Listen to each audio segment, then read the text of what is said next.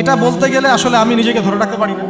ইসলামের ইতিহাসের সবচাইতে মর্মান্তিক যুদ্ধ হচ্ছে মুতা, সবচেয়ে মর্মান্তিক। বদর, উহুদ, খন্দক, খায়বার যত যুদ্ধ আছে এগুলো যুদ্ধ অনেক বড় মাপের। মুতার যুদ্ধের প্রেক্ষাপট এবং সিচুয়েশনটা সম্পূর্ণ ডিফারেন্ট। এখানে আপনাদেরকে আমি 3 জন শ্রেষ্ঠ বীরের মহাকাব্য শোনাচ্ছি। কয়জন? 3 জন শ্রেষ্ঠ বীর পুরুষের মহাকাব্য। নবী সাল্লাল্লাহু আলাইহি ওয়াসাল্লাম একজন সাহাবীকে পাঠালেন, তার নাম হচ্ছে হারিস বিন উবাইদা। কি নাম বলেন? হারিস বিন উবাইদা, তুমি এই চিঠিটা নিয়ে যাও। এটা তো মদিনা রাষ্ট্র কায়েম হওয়ার পরের কথা, একদম নবম হিজরতের 8ম বছরের দিকের কথা আর কি। তখন ততদিন হুদাইবিয়ার সন্ধিও হয়ে গেছে এবং কাজা উমরা আদায় হয়ে গেছে এবং খায়বার যুদ্ধ জয় হয়ে গেছে। খায়বারের পরের কথা এটা, যে হারিস বিন উবাইদা তুমি এই চিঠিটা নিয়ে যাও, ওই রোমকদের কাছে যাও। তখন তো সুপার পাওয়ার 2টা, রোমানরা এবং পার্সিয়ানরা। তো এখনকার ওই যে এই কন্টিনেন্টের ন্যাটো আর ওই কন্টিনেন্টের চায়না রাশিয়ার মতো, যেটা করতেছে। তো সে গেল ওখানে। সুরাহবিল আল গাসানি একজন শাসক ছিলেন ওইখানকার সিরিয়ার। তো সে ওই চিঠিটা দেখে বলতেছে যে আচ্ছা ঠিক আছে, বসো, দেখি কি করা যায়। চিঠিতে লিখে আছে ইসলাম কবুল করেন, আল্লাহ পাক শান্তি বর্ষণ করবেন, তাসলিম তাসলিম। যে নবী সাল্লাল্লাহু আলাইহি ওয়াসাল্লাম চিঠি আছে না একটা রাষ্ট্রপ্রধানদের কাছে, সে চিঠি উদ্ধত আচরণ করে। আমি এখানকার আমির, আমাকে ওই মক্কার মেষপালকরা চিঠি পাঠায়। কে চিঠি নিয়ে আসছে? যে হারিস বিন উবাইদা। আচ্ছা, ওকে বসাও। হারিস বিন উবাইদা রাদিয়াল্লাহু আনহুকে রাষ্ট্রদূত, কিন্তু তিনি রাষ্ট্রদূতকে তারা নির্মমভাবে হত্যা করল। কথা বুঝতে পারছেন?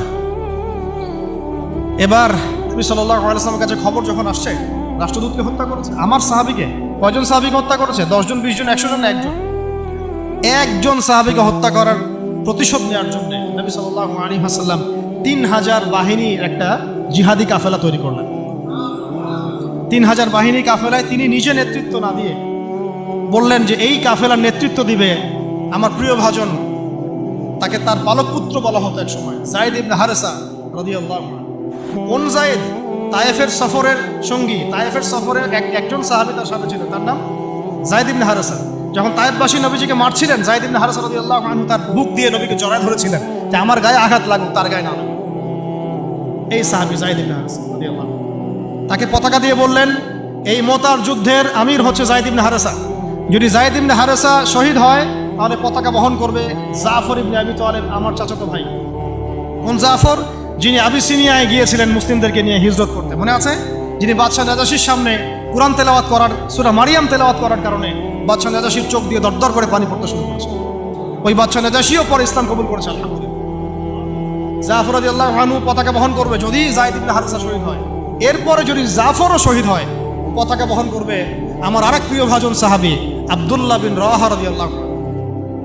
আব্দুল্লাহ বিন রাওয়াহা রাদিয়াল্লাহু, যাকে যে কোনো মুহূর্তে যদি বলতেন ইসলাম নিয়ে একটা শের বলেন, একটা কবিতা বলেন, ইনস্ট্যান্ট তিনি শের বলে ফেলতে পারতেন।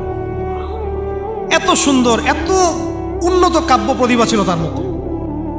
এই নষ্ট সংস্কৃতি না, তাদের সংস্কৃতি ছিল একেবারে খাঁটি তাওহীদের সংস্কৃতি।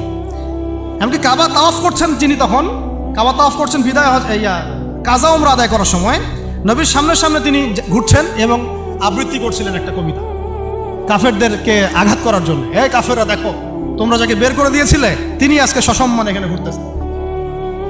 ওমর রাদিয়াল্লাহু আনহু বলছিলেন যে কাবা তাওয়াফ করার সময় তুমি এগুলো বলছো? নবীজি বলেন ওকে ছেড়ে দাও, সে এমন বাক্য তিলাওয়াত করতেছে, এমন বাক্য সে চয়ন করেছে যেগুলো কাফেরের অন্তরে বর্ষার চাইতেও বেশি বিদ্ধ হচ্ছে, তাকে বলতে দাও। এই হলো আব্দুল্লাহ বিন রাওয়াহা রাদিয়াল্লাহু আনহু, নবীজির অত্যন্ত প্রিয় ভাজন সাহাবী। আব্দুল্লাহ বিন রাওয়াহা যদি শহীদ হয় তাহলে তোমরা তোমাদের মধ্য থেকে একজনকে আমির নিযুক্ত করে নিও। সাহাবীরা বুঝে ফেললেন এই সফরে আমরা 3 জনই শহীদ হতে যাচ্ছি, কারণ একটা সফরে কখনো 3 জন আমিরের প্রয়োজন হয় না, হয়। এবার তারা গেলেন, তারা কখনো আশাও করেন নাই ওখানে যা দেখবেন। ওখানে গিয়ে দেখলেন যে 1 লক্ষ রোমান সৈন্য সামনে এসে দাঁড়িয়েছে। কত লক্ষ? এবং একেবারে ফুল প্রশিক্ষিত, একদম ফুল আর্মড ফোর্সড। আর এর সাথে তাদের সাহায্যকারী দলেও আছে আরো 1 লক্ষ সৈন্য। এদিকে কতজন? যুদ্ধ হওয়া সম্ভব? আসলে কি সম্ভব? সম্ভব না। এই যুদ্ধ কিন্তু সম্ভব না। আমরা তো আগে সংখ্যাগরিষ্ঠ হওয়ার কথা চিন্তা করি। কোন যুদ্ধে ইসলাম সংখ্যাগরিষ্ঠতা দিয়ে জিতে নাই। ইসলাম জিতেছে ঈমানের বদৌলতে, শুধু ঈমানের বদৌলতে। আমরা সংখ্যা দিয়ে কখনো বিজয় লাভ করতে পারি নাই। এখন এবার সাহাবীরা মাশওয়ারা করতেছেন রাত্রেবেলা, আমরা কি করব? কালকে যুদ্ধ করব, নাকি মদিনায় ফিরে যাব, নাকি রাসূলকে খবর পাঠাবো, নাকি কোনো বিকল্প ফোর্স নিয়ে আসার ব্যবস্থা করব, কি করব? তখন সাহাবী ওই যে বললাম আব্দুল্লাহ বিন রাওয়াহা রাদিয়াল্লাহু আনহু দাঁড়ালেন।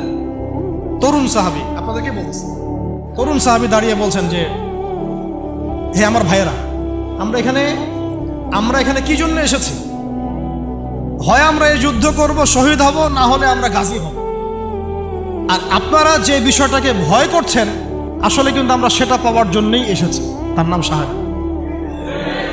আপনারা যেটাকে ভয় করছেন যে আমরা এখানে গেলে মারা যাব, ওটার জন্যই তো আমরা এত দূরে এসেছি।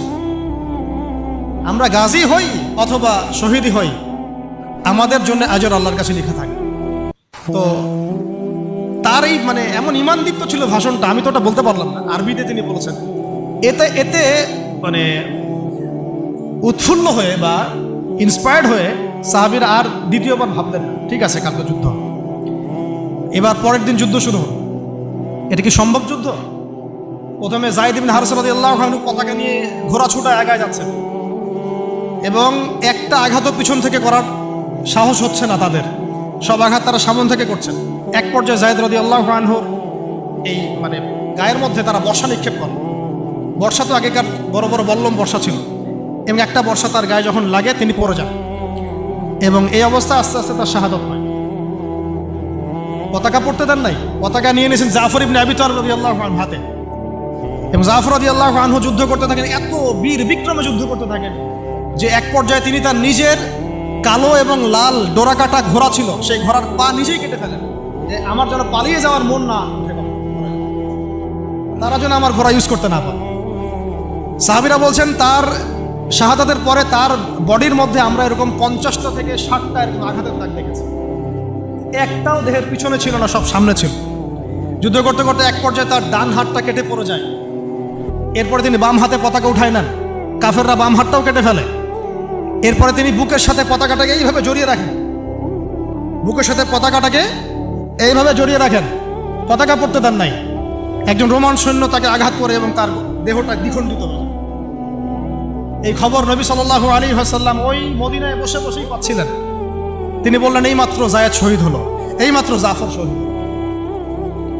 একটু তিনি কান্নার ভাব চলে আসলো। একটু পরে নবীজি হেসে দিলেন। সাহাবীরা বলছেন, আপনি হাসছেন কেন আসলেন?